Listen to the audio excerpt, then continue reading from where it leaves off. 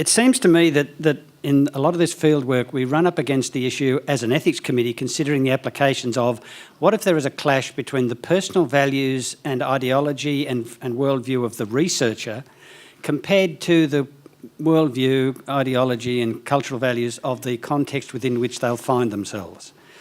And that in some of the applications we've read recently, there was a kind of imposing of one particular worldview on another group of people, as though it was like the old imperialism. So my question is really, and I like the idea of preparing undergraduates for field work, and this is really what I'm driving at.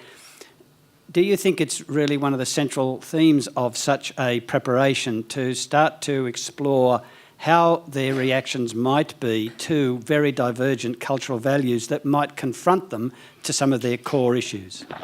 I mean, my simple answer is absolutely. I mean, this is a huge issue. You know, the researcher being shocked or offended by local, absolutely essential.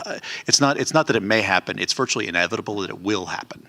You know, I mean, I always tell the story about, you know, being in a favela in a slum and seeing a girl run out of her house and her father following her with a belt.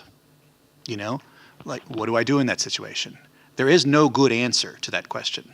And so, I mean, think as field workers, we're confronted by that.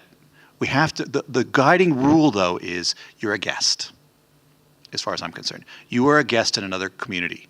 Now, if you can bring about transformation, you'll never bring about transformation by imposing your will. You can think about how you can be part of bringing about transformation. And when we were in Fiji, they specifically discussed the issue of corporal punishment.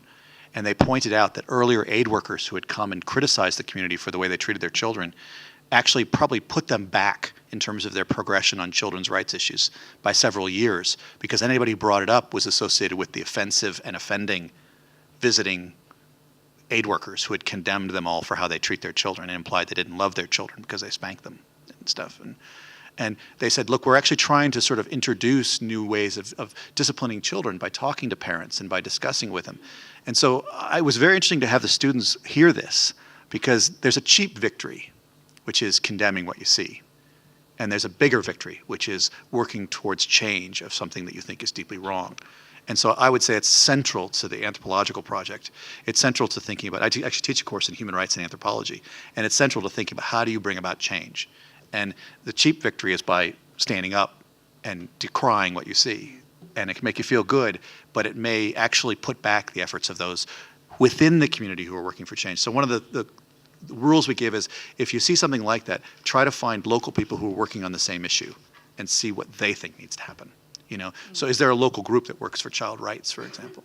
So no, I shouldn't talk very long, because you're spot on. It's a huge issue for this kind of field.